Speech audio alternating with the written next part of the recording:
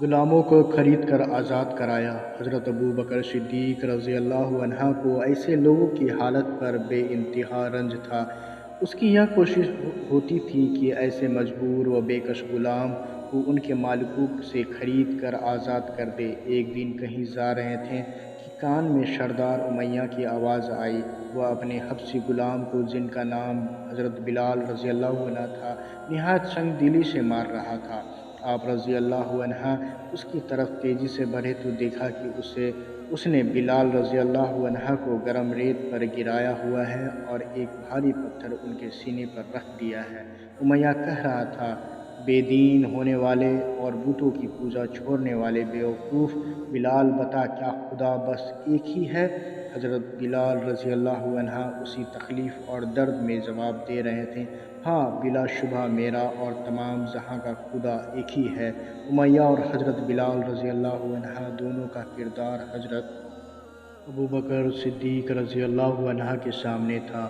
آنکھوں میں آنسو چھلکنے لگے، دل بے تاب اور بے قابو ہو گیا، چہرے کا رنگ بدل گیا، حالت غیر ہو گئی۔ آپ رضی اللہ عنہ نے اس ظالم حبشی وحشی امیہ کے قریب جا کر کہا، بلال، تمہیں اچھا نہیں لگتا تو نقد قیمت لو اور مجھے دے دو۔ وہ راضی ہو گیا اور آپ رضی اللہ عنہ نے منہ مانگی قیمت دے کر اس عظیم انسان کو آزاد کرایا۔ ایسے بہت سے غریبوں، بے کسوں اور غلاموں کو آپ رضی اللہ عنہ نے کافروں کے ظلم سے چھٹکارا دلایا۔ ان میں عامر بن فہیرہ، نذیرہ بنت نہدیہ، زاریہ، زنیرہ اور معیل وغیرہ شامل ہیں۔ یہ سب غلام اسلام کے شروع میں مسلمان ہو گئے تھے۔ حضرت عبداللہ بن زبیر رضی اللہ عنہ کے صاحبزادے حضرت عامر رضی اللہ عنہ کہا کرتے تھے کہ ابو بکر صدیق رضی اللہ عنہ کے پاس کپڑے کی تجارت کے ذریعے کمائے ہوئے 40,000 روپے تھا۔ انہوں نے وہ سارا روپیہ مسلمان غلاموں کو آزاد کرانے میں خرچ کر دیا۔ ان کے باپ ابو قحافہ رضی اللہ عنہ اس بات کو اچھا نہیں سمجھتے تھے۔ ایک دن انہوں نے ابو بکر رضی اللہ عنہ کو اپنے پاس بلا کر کہا، بیٹا، تم نے اپنا سارا روپیہ کمزور لوگوں اور بوڑھے عورتوں کو آزاد کرانے میں صرف کر دیا۔ تمہیں یہی کام کرنا تھا تو نوجوان لوگوں کو غلامی سے چھٹکارا دلاتے، ان کی ہمدردی تمہارے اور تمہارے بچوں کے کام آتی اور وہ تمہارے لیے قوت بازو بنتے۔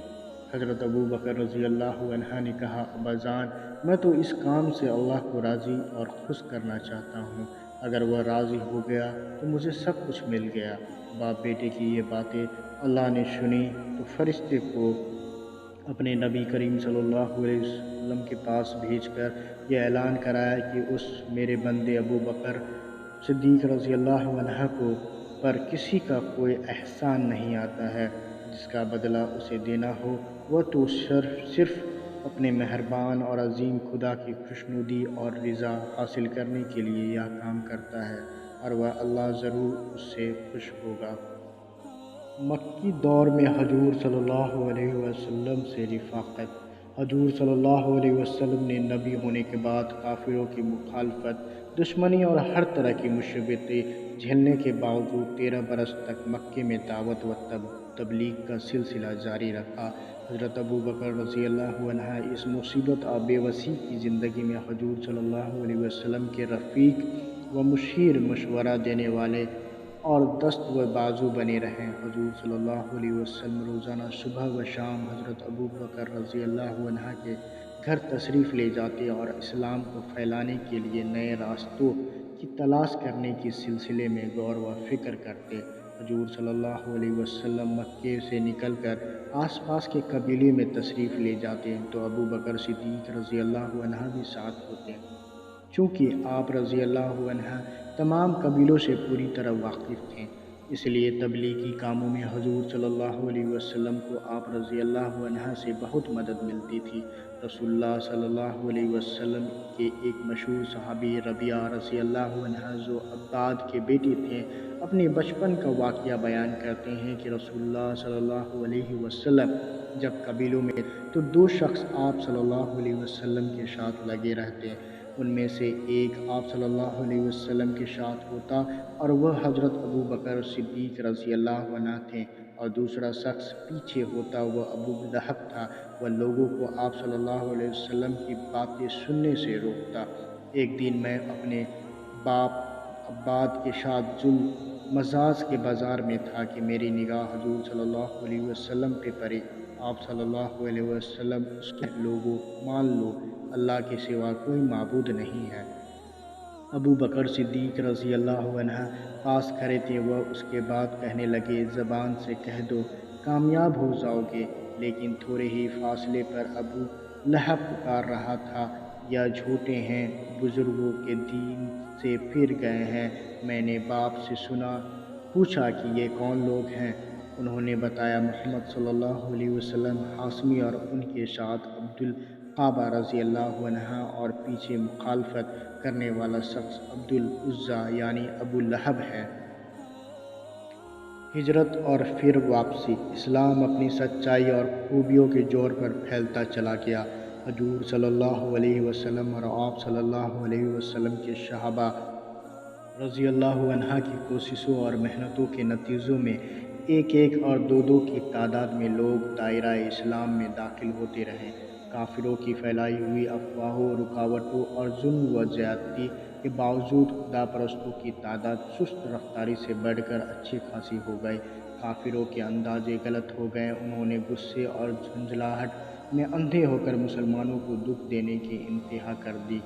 رسول اللہ صلی اللہ علیہ وسلم نے ان پاک باز مسلمانوں کو اس درجہ تکلیف اور سختی میں دیکھ کر حکم دیا کہ تم لوگ ملک حبشہ چلے جاؤ، وہاں کا بادشاہ کسی پر ظلم نہیں کرتا، بعد میں اللہ تعالیٰ کوئی صورت پیدا کر دے گا۔ اس اجازت کے بعد پہلے 14 مصیبت کے مارو قافلہ، جس میں 10 مرد اور 4 عورتیں شامل تھیں، اپنا وطن، اپنا کاروبار اور اپنی ہر چیز کو جس کے وہ عادی تھے چھوڑ کر حبشہ چلا گیا۔ حضرت ابو بکر صدیق رضی اللہ عنہ بھی اپنے ذاتی اثر اور عزت کے باوجود ظلم و مصیبت سے بچے ہوئے نہیں تھے۔ اسلام کے لیے آپ رضی اللہ عنہ کی کوشش تیز تھی، اس وجہ سے کافر آپ رضی اللہ عنہ سے زیادہ دشمنی کرتے تھے۔ چنانچہ ایک دن حضور صلی اللہ علیہ وسلم نے آپ رضی اللہ عنہ کو بھی ہجرت کی اجازت دے دی اور آپ رضی اللہ عنہ سامانِ سفر باندھ کر شعیبہ کی بندرگاہ کے لیے روانہ ہوئے۔ وہاں سے کشتی میں بیٹھ کر سمندر بحیرہ احمر کو پار کرنا تھا۔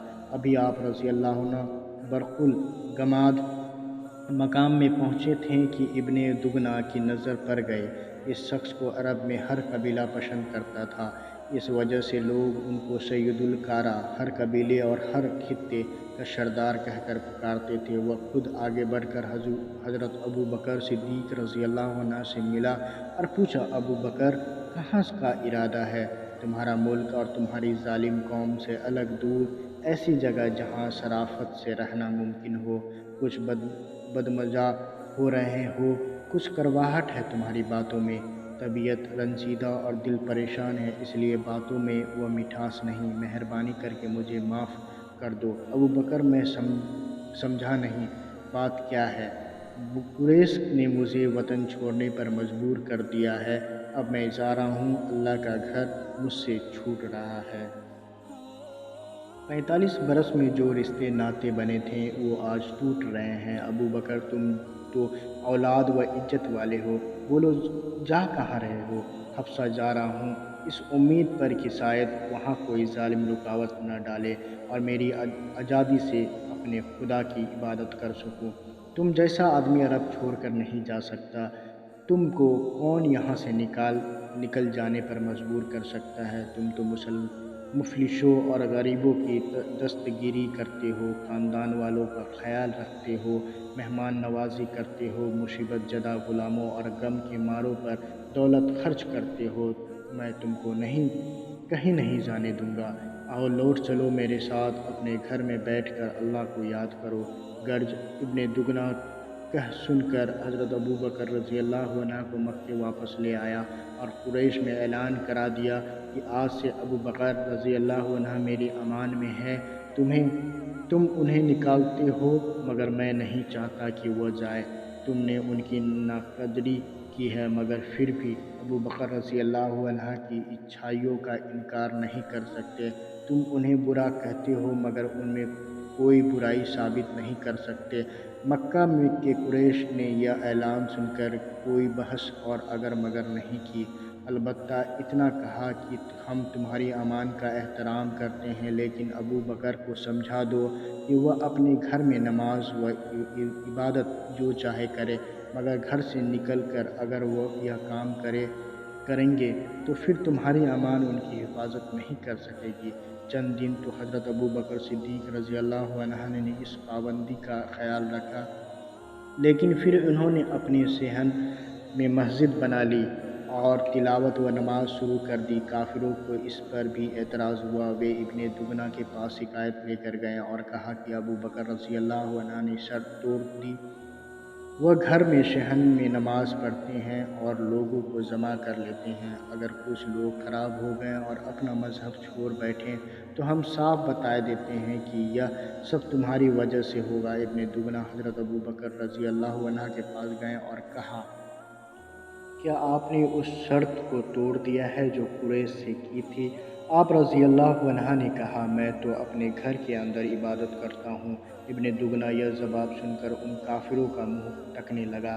وہ بولے، انہوں نے یہ چبوترا بعد میں بنایا ہے، یہاں پر کھڑے ہو کر اونچی آواز سے جب وہ پڑھتے ہیں تو ہمارے بچے اور عورتیں جاتے ہیں، ہو سکتا ہے ان میں سے بعض بد عقیدہ ہو جائے۔